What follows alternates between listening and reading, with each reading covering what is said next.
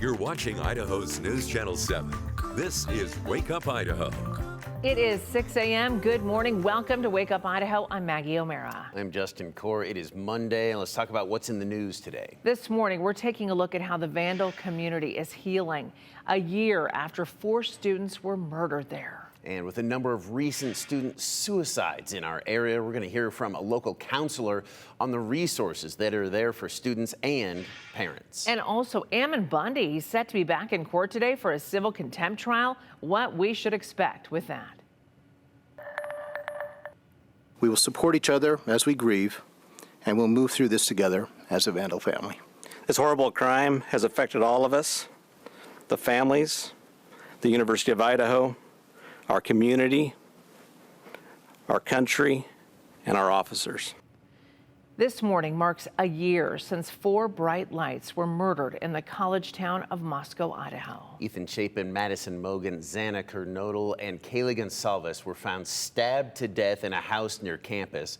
About 6 weeks after the murders, Brian Koberger, a criminology grad student who lived about 10 minutes away, was arrested for the murders and remains in the midst of a high-profile trial while pleading his innocence. Koberger currently in the Latah County Jail. Still to come this morning, a full breakdown of what we know a year into the investigation into the quadruple murder. First, though, a look from Maggie at how the Vandal community is working on the healing process. We're back with breaking news about a murder mystery involving those 4 Idaho college students. A year ago today, life changed on the University of Idaho campus. What was once a safe college community spiraled into chaos. It was just a shocking crime for all of us. 4 students brutally murdered in a home just off campus, and Moscow was at the center of a media firestorm. Today is the 1-year mark of what happened on King Road, and we wanted to know how the University of Idaho is working on the continued healing of Vandal students and staff. We went to Moscow to find out. We're back with breaking news about a murder mystery involving those 4 Idaho college students. We know you have questions, and so do we. The university's dean of students responding to those ongoing fears. It's scary what's happened. Take me back and tell me what you went through in those first days. Those first days are really a blur. We were responding, we were all devastated, we were all in shock. Blaine Eccles is the Dean of Students at the University of Idaho. He still can't believe what happened a year ago. 4 students brutally murdered in a home just off campus. Ethan Chapin, Xana Kernodle, Kaylee Gonsalves, and Madison Mogan. 4 beautiful lives cut short. The media descended on the small college town. This is the last thing you thought you'd have to deal with here at the U of I. Yeah, no one ever anticipates going through an experience like this at all. While police were investigating, Eccles says the U of I went into crisis mode. We had a job to do, which was responding for the needs of our students. We led with a student-first approach of safety and security and support. That made it very simple in my world, from how our faculty responded and supported students who needed to go home at probably the darkest time in their life, for the support and outreach that I've seen students show in care and support of one another, to the beautiful outpouring of care and support for the families of these individuals that we've lost. After weeks of uncertainty and fear, Detectives arrested 28-year-old Brian Christopher Koberger. Brian Koberger was arrested. He was booked into the Latah County Jail. And there was a huge sigh of relief on campus. A year later, life goes on. And the focus is now on healing. This was a site that a lot of students really like because it's kind of quiet here and it's peaceful. A major part of that healing is this open space on campus. I knew that we didn't have to create some sort of memorial to remember these 4 bright souls that we lost. And so we started and created a Vandal Healing Garden and Memorial. It's a quiet, secluded place nestled up against the trees. We have our students in the College of Art and Architecture that are leading the way with what a design can look like for that. I'm really excited to see what the students are going to do with it. The Vandal Healing Garden and Memorial is still in the early phases, but donations are coming in. To date, we've raised over $200,000, $219,000 that will go towards the Vandal Healing Garden and Memorial. So we're always looking for great donations and opportunities for folks to help us create a space where our Vandal family can come together and heal and grieve in support of one another. Thousands of those dollars raised by students. Remember these Vandal Strong bracelets with the name of the 4 victims? They were sold to support this memorial. Yeah, the bracelets, again, a student-led initiative, which they did phenomenal. They raised over, I think, $25,000. I'm actually wearing one of the bracelets right here. But Eccles acknowledges there is one thing that remains near campus, something that makes it hard to heal, and you can see it from almost every direction. The now boarded up King Road house, the scene of the crime. It is an impact on our students. You know, it's a constant daily reminder for them, and that's a hardship as well. Some of the families want it left alone until the trial is over. But at the beginning of this month, investigators once again visited the house. Since there's no date set for the Kohberger trial, they wanted more time to examine the house and to build a model of it. We're evaluating as the situation goes and seeing what happens on the court side too. At the moment, there aren't any plans underway to do anything with the house. President Green is just being very sensitive to the needs and the concerns of the family, but we also have a responsibility to our community too. On the year anniversary, there will be a special student-led vigil at the U of I to remember these beloved Vandals taken from this community. Only students are going to be speaking at this vigil. It'll be at 6 o'clock on Monday, the 13th of November, and it's going to be open for anyone to join and participate. A vigil to keep healing and keep moving forward one day at a time. A year later, Eccles says being a Vandal means even more to him now. The one thing I think it's really done is solidify what it means to be a member of the Vandal family. We are there for one another. We care for one another. We support one another. Vandal Strong. And that vigil is tonight at the University of Idaho. It's going to be at 7 p.m. Mountain, so that's 6 p.m. up in Moscow. They're on Pacific time. It's going to be on the administration lawn at the Moscow campus.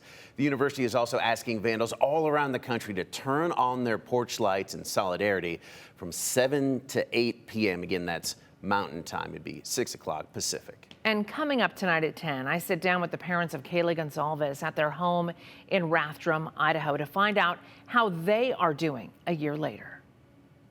When this is all said and done, if you remember these 4 kids, that's the end goal that we're all working towards. And we're going to forget whatever loser did this, whatever monster put this together. He's going to become not the story, and the story will be... He'll be non-existent. Yeah, he won't even be around to be remembered, and everyone else will be. The people that we have surrounding us, lifting us up in prayer and lifting us up, are amazing. And sharing this grief with us, and you know, sharing our tears and the love for our girls. It's we would have never thought that this for one would happen, and that it would become so big and so important to so many, and hurt so many, and we're just blessed to have everybody that we have. They are really just taking it one day at a time, still a year later, and their story is coming up tonight at 10, right here on Channel 7. From News Channel 7, time for 7 First Alert weather. Well, over the weekend, temperatures were in the mid to upper 50s on Friday and Saturday. By Sunday afternoon, Boise hit 66 degrees, just 4 degrees away from the record for the date. And this morning, our temperatures are about where we would normally be during the day, 51 degrees right now, largely due to the southeast winds around 10 to 15 miles per hour and the cloud cover overhead, which kept temperatures up during the night. It is dry across the area. Temperatures range from the upper 40s to the low 50s in the upper Treasure Valley, although a little cooler out in Ontario around the mid 30s because of the deep inversion that's in place, and that kept a little south wind isn't blowing out there. Meanwhile, around Jerome, 39 degrees, chilly but right across the river at Twin Falls, breezy and 54. And temperatures in the upper 20s to near freezing in the mountain areas. A lot of cloud cover over the region, but precipitation is pretty hard to find, even though there are a couple of isolated showers showing up on radar in eastern Oregon, drifting up toward the west central mountain areas. We do have that air stagnation advisory due to the inversions over the western Treasure Valley into eastern Oregon and up into the Weiser Basin as well. That's going to stay in effect until Wednesday morning, probably strengthening a little bit in the next 24 to 48 hours or so, and that will result in a little bit more haze and pollution sticking around. The upper level flow is coming out of the southwest ahead of this low pressure offshore. That's generating some scattered showers from Northern California up into the Cascades, but it's very, very weak. And so just a few of those isolated sprinkles may make their way eastward toward Idaho, especially over the mountain areas now and then. And we'll see the clouds coming and going for the next few days and keeping temperatures well above average. That means the upper 50s to the low 60s in the Magic Valley, 60 in Burley, 62 in Twin Falls, upper 50s elsewhere. A little breezy at times today with the cloud cover. And in the low to mid 50s in the central mountain areas and partly cloudy, mostly cloudy in McCall, Darling, and Cascade, and near 50 degrees, Council 53. And in the Treasure Valley, mostly cloudy skies, staying in the mid 50s in Ontario and Weiser and in Gem County, but warming up to near 60 in Caldwell and Nampa. And across the upper Treasure Valley, low 60s today, 62 in Boise and Meridian and Eagle this afternoon. Staying in the low 60s for the next couple of days. We may see an isolated shower or two, a little sprinkle coming through late Tuesday evening into Wednesday morning, but otherwise generally dry. Isolated mountain showers as the week goes on, cooling to the mid to upper 50s by the end of the week. And then over the weekend, a much cooler system drops in, lowering temperatures back down to near normal and bringing in a chance of rain showers by Sunday. Normal looking pretty dreary there, Jim, but thank you. Coming up, Gaza's largest hospital system has collapsed. We're going to tell you what you need to know about the latest developments in the Israel-Hamas war from over the weekend. Also, House Republicans recently shared their plan to avert a government shutdown. Stay tuned for that. Dry and mild today, but cloudy and a little breezy at times. That moisture is coming up in the southwest along with unseasonably warm air for this time of year. Look for isolated showers or sprinkles possible over some higher elevations, but very far and few between. And we stay in this pattern for the next couple of days. 62 in Boise this afternoon, a little breezy with mostly cloudy skies. Low 60s Tuesday and Wednesday, upper 50s by Thursday and Friday. And by the weekend, colder, dropping down to near normal temperatures with a chance of rain.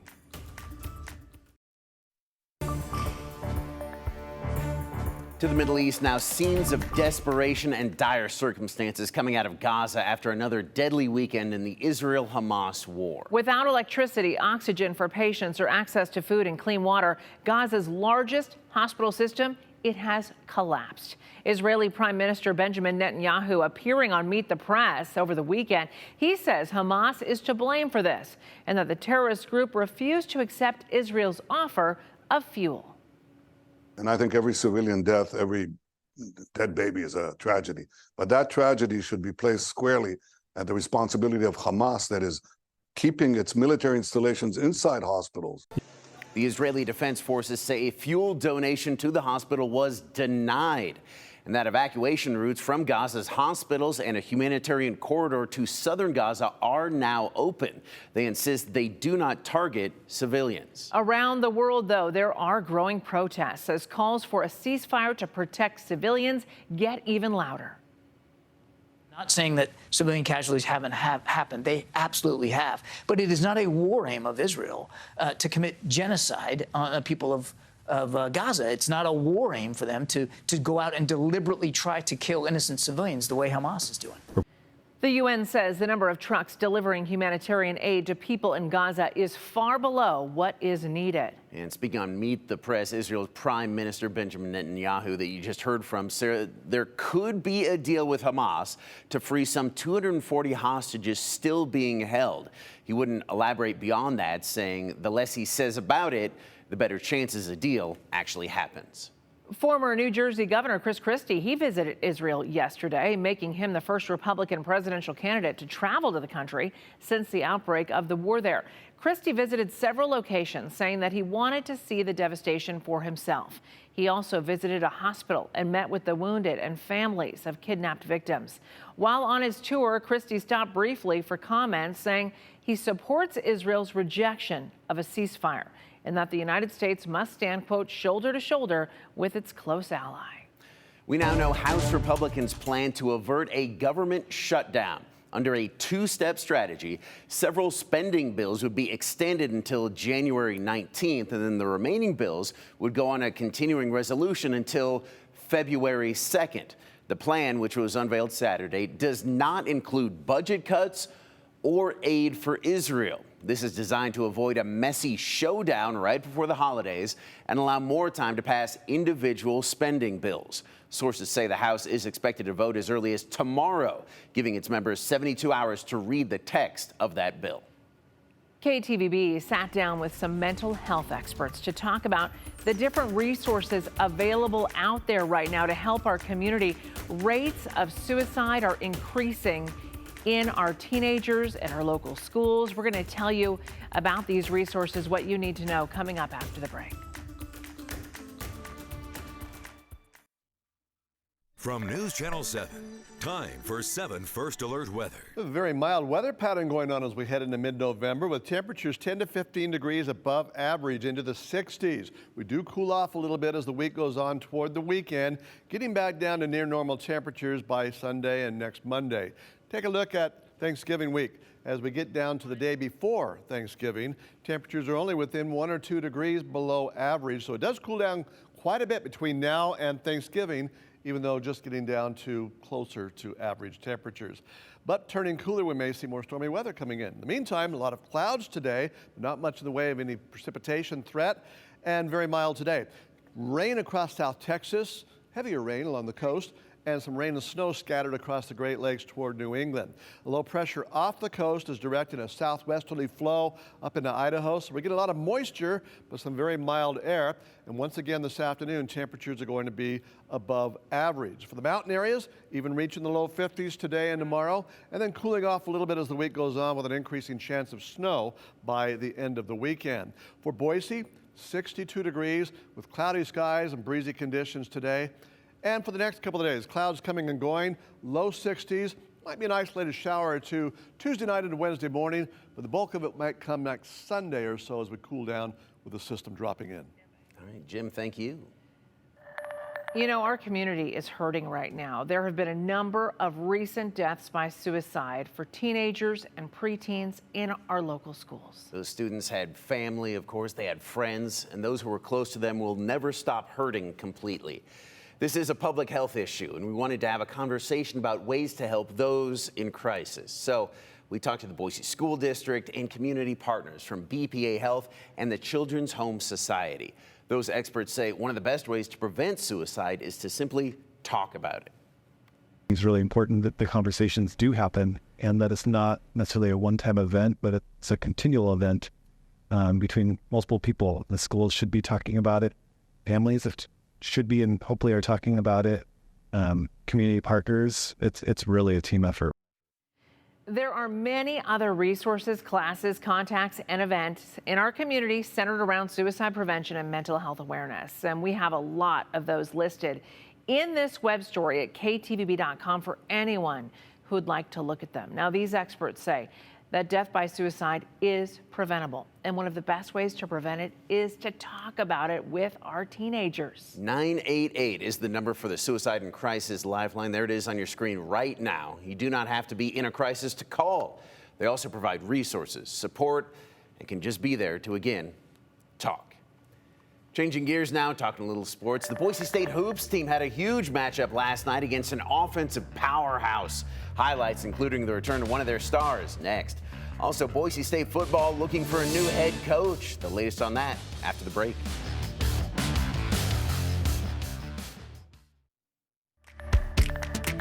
Welcome back to Wake Up Idaho, 6:25 a.m. on your Monday morning. Looking at traffic right now, things moving along real good right now. No accidents or slowdowns.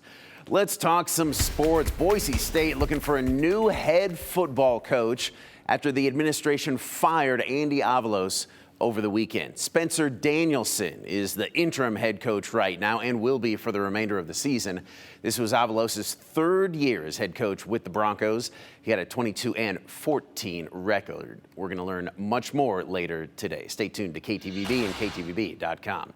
Let's talk some hoops now. The Broncos welcomed San Francisco to Extra Mile Arena yesterday. The Dons entered this one averaging 106 points a game. That's a lot of offense. Boise State hoping to slow them down. Let's take a look at the highlights right now. Tanaka Beard in the house, former Bronco great for Boise State. Fast break right now. Roddy Anderson hitting Max Rice, showing off the post moves, finishing with the baby hook on the low block.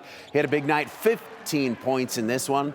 Later on, Anderson passes out of the double team to Cam Martin, the big man showing off his range, knocking down the three. How about that? This would be a close game the whole way. Boise State holding a slight advantage, 32-24 at the half. Broncos shining with their physicality and defense. Chibuzo Agbo driving the lane, gets hacked, finishes converting the and one. He also had 15. A little later, Tyson Degenhart making his return to the starting lineup, showing off the mask and nailing the clutch and one. He had a team high 17. Broncos win 63-58. Head coach Leon Rice impressed with what he saw from the team last night, but told us we can expect an even better looking squad with even more contributors when they reach their full potential. Like I said, this team is going to be different guys on different nights. We got a lot of guys that didn't do a ton tonight that you're going to see do a lot for us this year. So, you kind of hang your hat on the guys you know, the known, and until those other guys, the unknown becomes the known, and it just takes time for that. Yeah, I think that was a good team. I think both of us were kind of just getting that preseason rust off a little bit. They had some possessions down the stretch that I bet they wish they could have back, and same for us. We missed a lot of free throws, and I missed a gimme, and Cam missed a gimme, and I missed a gimme. A bunch of us did, but we'll get that together before next week. We got a bunch of big ones in a row. So.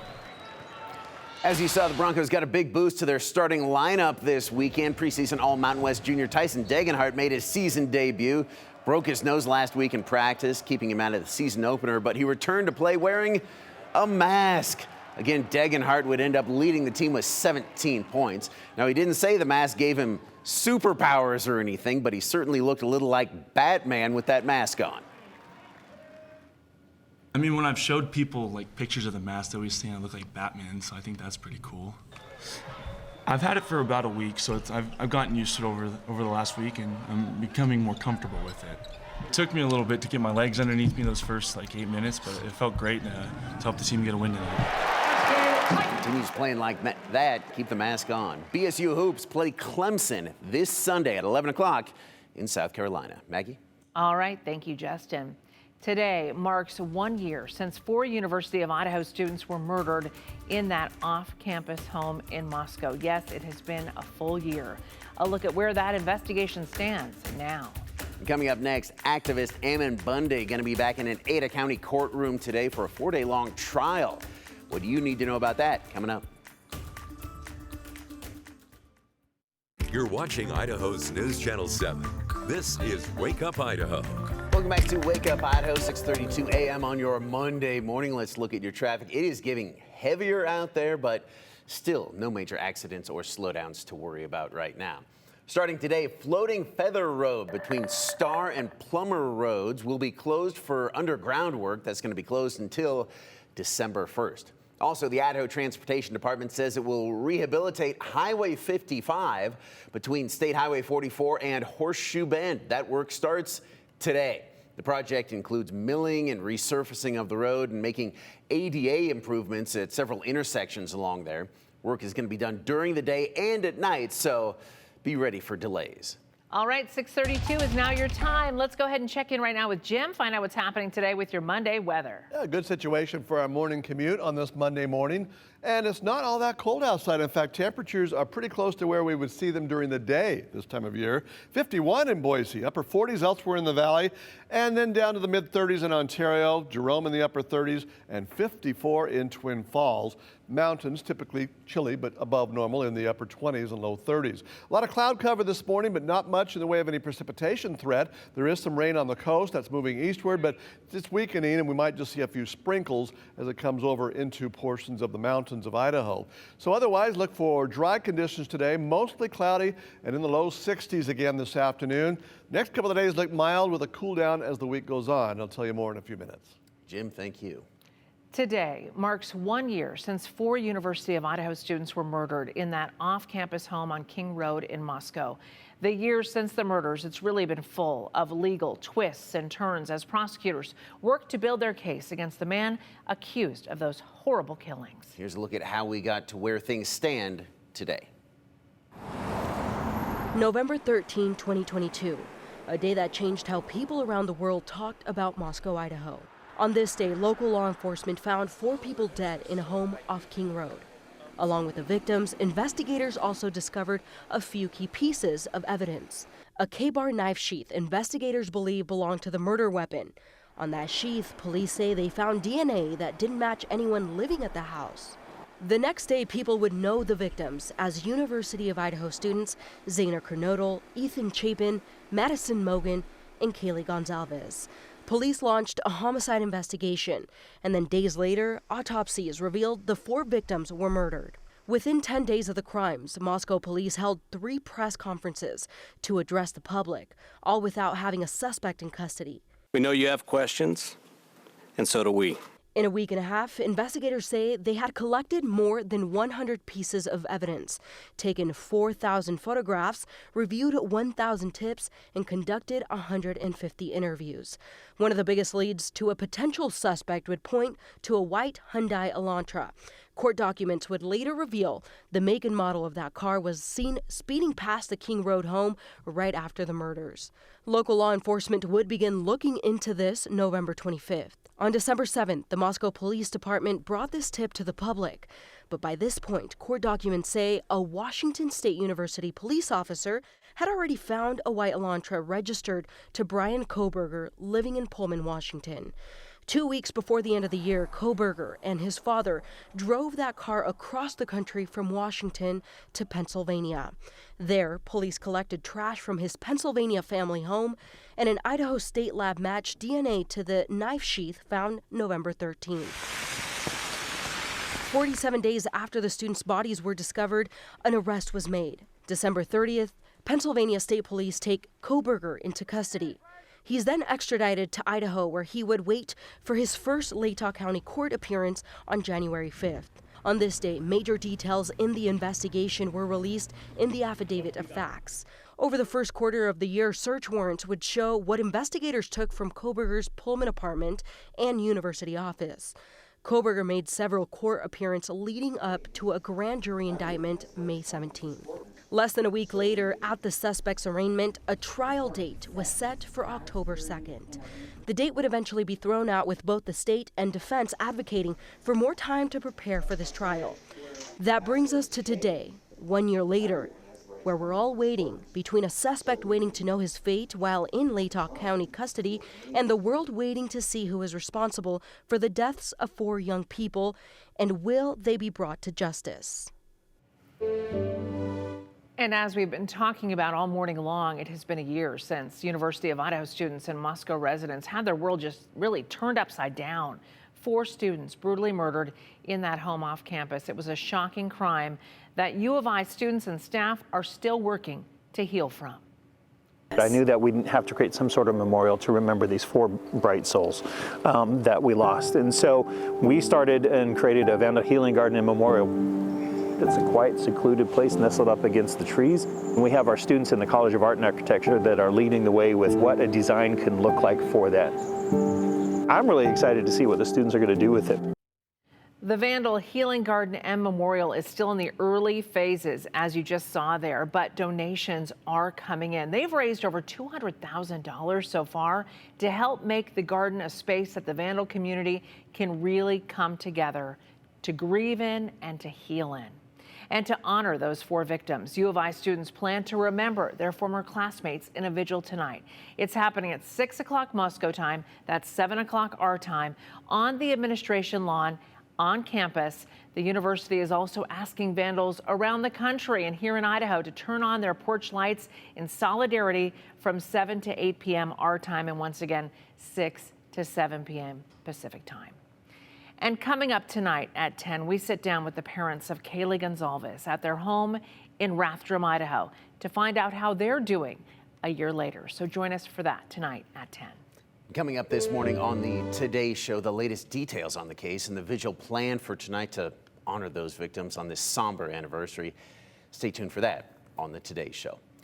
Former Idaho gubernatorial candidate and anti-government activist Ammon Bundy will be back in an Ada County courtroom today for a 4-day-long trial. Bundy is the man who was sued by St. Luke's Health System after protesting a Child Protective Services case outside of a hospital back in March of 2022. Today's proceedings are in regard to civil contempt charges alleging Bundy violated court orders to stop intimidating and making defamatory statements about St. Luke's and its staff. Bundy was arrested in Gem County on August 11th at a football fundraiser and later posted a $10,000 bond. St. Luke's originally sued Bundy after days-long protests outside the Meridian and Boise hospitals last March. Bundy and members of his organization, that they call themselves the People's Rights Network, blocked ambulance bays while attempting to enter the hospital to take the child back from doctors who were evaluating him after claiming he was extremely malnourished.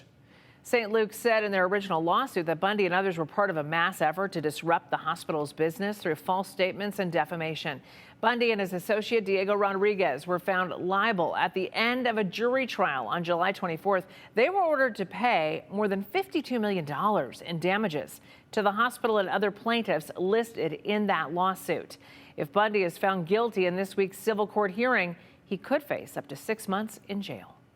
Take a look at this. Terry posted this sunset near Mountain Home to our Idaho Weather Watchers Facebook page. Oh, sky just on fire there. We've gotten so many great pictures on that Idaho Weather Watchers Facebook page. Go ahead and check it out. You can see stuff like this just all day long. Jim, looking pretty out there. Yeah, now that the leaves are falling off the trees, we enjoyed the color. Now we're going to enjoy the skies once again. Those sunsets are very brilliant. It is dry right now, but there is a lot of cloud cover over us. We'll wait and see what the sunrise holds for us in the next hour or so. It may offer some colors too. 51 degrees right now in Boise. Little southeast wind at 10 to 15 miles per hour, really holding those temperatures up near where we would normally see them during the daytime this time of year. Instead, we are well above average, although Ontario's down in the mid-30s, Jerome's in the upper 30s, and it's largely a function of that southeasterly wind that's blowing, keeping it in the upper 40s to low 50s in the Treasure Valley and 54 in Twin Falls, while the mountain areas are hovering near and below freezing this morning. All that cloud cover coming up from the southwest, very moist and mild flow of air from the southwest, and the temperature inversion has strengthened over the western part of the valley, and that's why an air stagnation advisory has been in effect through the weekend. It will last until Wednesday morning. As that inversion strengthens, we will see a little more smoke and haze building up and lowering visibility just a little bit, and the air quality suffers a bit. But no precipitation to speak of except for a few isolated showers coming off that system on the coast that may bring a sprinkle or two to some mountain areas in the next 24 hours. As the system moves in, it's going to weaken a little bit and split, and so we'll get just enough moisture around to offer a slight chance of an isolated shower Tuesday night into Wednesday morning for the valleys, and maybe a few snow showers in some of the mountain areas, otherwise dry. Mid-50s in Shoshone, upper 50s in Gooding and Jerome, low 60s in Burley and Twin Falls today, 62 in fact in Twin Falls. A little bit breezy and mostly cloudy. Central mountain areas, low to mid-50s and partly cloudy skies today. Upper 40s to low 50s from McCall to Cascade and mostly cloudy. And in the 50s in Council today, 60s in Riggins. Mid to upper 50s in Ontario and Weiser, also in Gem County today, but near 60 in Caldwell and Nampa, and mostly cloudy and reaching the low 60s across the upper Treasure Valley, even 58 degrees in Idaho City. There's 62 degrees for us in Boise today. Tomorrow, 61, a slight chance of a sprinkle or shower going by late Tuesday evening into Wednesday morning, and then partly cloudy on Wednesday with a high of 62. We do start cooling down a little bit later in the week to the upper 50s. The colder system drops in toward the weekend. That will lower temperatures down to the upper 40s and low 50s by Sunday with a chance of rain in the valley and some snow in the mountains, but that's only close to average for this time of year. Jim, thank you for that. Coming up in the Morning Brew, winter is coming sooner than you think, just like Jim talked about. And so is Bogus Basin ski slopes. We'll tell you what is opening. Also, Rockefeller Plaza in New York is looking a little bit more like Christmas these days. Guess what? That tree lighting coming up right after Thanksgiving. Stay tuned. We will be right back.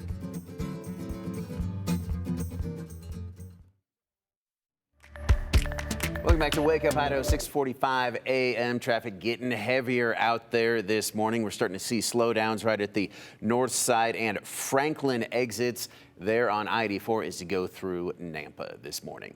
Let's see what's brewing. Good news for skiers and snowboarders. Snow coming early to Bogus Basin via those snowmaking machines right there. So this Saturday, November 18th, the Explorer Terrain Park is opening for the season. Goes from 10 that morning until 4 in the afternoon.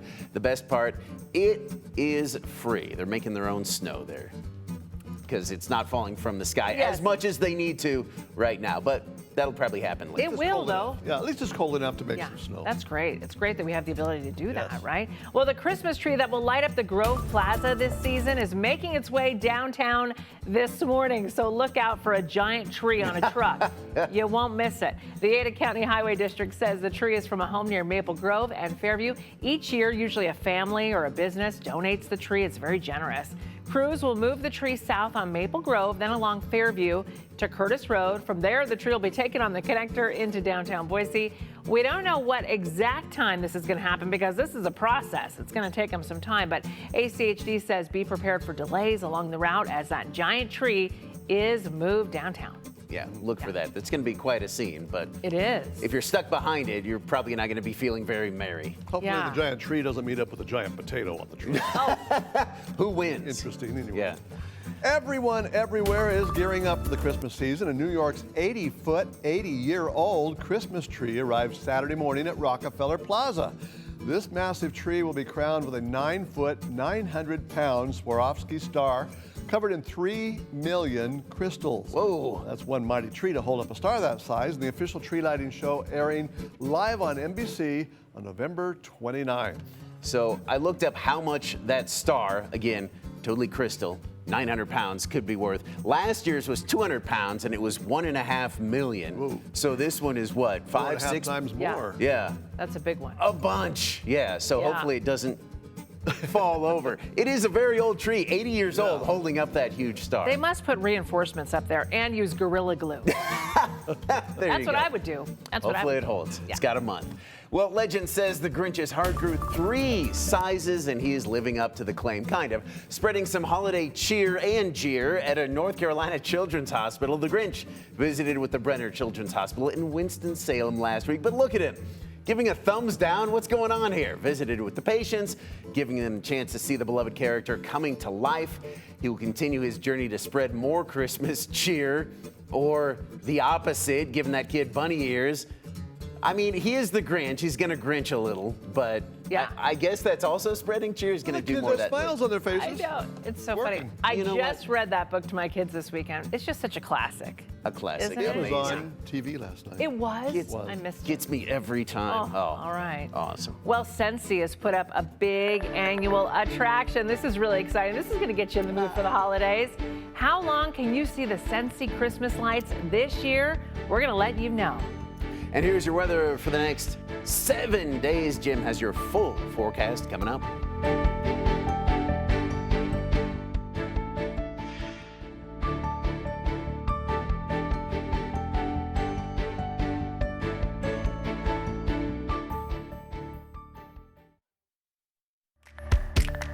All right, it's about 8 minutes before 7 o'clock on this Monday morning. Your commute getting a little busier with some minor slowdowns reported so far, but nothing really serious. Just take it easy. Watch yourself on the way in. The roads are dry right now because we have a high pressure system just to the south of us and a southwesterly flow over us, keeping it dry, but cloudy this morning. And temperatures during the day warming up into the low 60s the next few days, dropping gradually down to the 50s through the end of the week. And by the weekend and early next week, as we head toward Thanksgiving, getting down closer to the average temperature by then. So we are undergoing a cool down over the next 10 days or so. Rain in the south especially Texas, and over the Great Lakes eastward toward New England, a few rain and snow showers. We have a low off the coast and some rain showers along the coast, but very widely scattered, with lots of clouds streaming up into Idaho. And that cloudy but mild pattern will continue with just a slight chance of any isolated showers for the mountain areas and maybe the valleys, especially Tuesday night and Wednesday morning. Low 50s in the mountain areas, cooling down to more seasonal temperatures by the end of the weekend. 62 in Boise this afternoon with clouds and breezy conditions. We'll look ahead at the rest of the weekend in a few minutes. Sounds good. All right, thanks, Jim. Over the weekend, people recognize the sacrifices our veterans have made for our country. Saturday morning, veterans, their families, and community members, they all gathered at Kleiner Park in Meridian for a ceremony marking that special day. It was at the Rock of Honor Veterans Memorial. The ceremony included a keynote address by Todd Carlson, a veteran who served as a specialist in the U.S. Army from 1986 to 1990. Family of veterans. I'm a veteran. My brother's a veteran. I had a grandfather that served also. My son is currently in the Army. So it's just a day where we can kind of slow down from the hustle bustle of the world and you know, thank those people that have served our country and a lot of the people that served the country and came back and have struggled or had a hard time or have had physical difficulties or emotional, mental difficulties, and we get a chance to come together and thank them and help other veterans. And there was also a special tribute for John Harrington Burns. He is the founder of the Rock of Honor Veterans Memorial. A piece of the Treasure Valley is a little brighter this week after Cincy hosted their 7th annual Christmas light ceremony in Meridian. Take a look. Darkness and then boom, lights. If you missed it all, don't worry. The lights are actually going to be up all season long and into January. The attractions include the 250-foot light tunnel and the 75-foot Christmas tree. For some families at the lighting ceremony, it's a new experience, while for others, it's an annual tradition. First time here since they first started. 7 years. Yeah, since 7 years ago. We started when it was just the tunnel and just a few little things here and there. And each year they've added more. The display is going to be up through January 15th, the best part of the lights.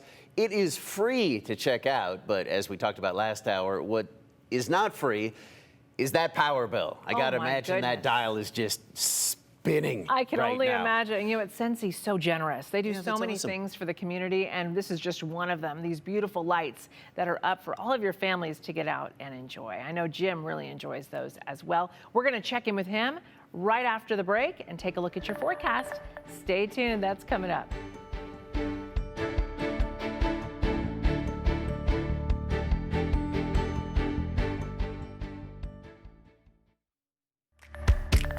One more quick look at your morning commute. Getting heavier on all the interstate routes, the interchanges, other side roads.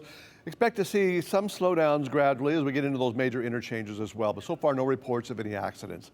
Dry roadways for your morning commute though, and temperatures fairly mild this morning, hovering right around the upper 40s and low 50s, 51 in Boise with a southeast wind around 10 to 15 miles per hour. A lot of cloud cover across the region, but not much in the way of any precipitation. They're all moving mainly to the north, those showers along the coast, and that system is weakening even more. So mostly cloudy and 62 degrees today in Boise. A little breezy in the afternoon, and then tomorrow and Wednesday we stay in the low 60s during the day. Could be a sprinkle or two Tuesday evening into early Wednesday morning. Cooling off a little bit later in the week to the upper 50s, but still above normal. And then by the weekend, another colder system drops in with an increasing chance of showers by Saturday night and Sunday. All right. Thank you, Jim, for that. It's hard to believe, but today marks a full year since these 4 University of Idaho students were murdered in that off-campus home in Moscow. To honor the 4 victims, U of I students plan to remember their classmates in a vigil tonight. It's happening at 7 o'clock Mountain Time on the administration lawn at the Moscow campus. That's from 6 to 7 Pacific in Moscow. The university is also asking vandals all across the country to turn on their porch lights in solidarity from 7 to 8 p.m. tonight, Mountain, 6 to 7 Pacific.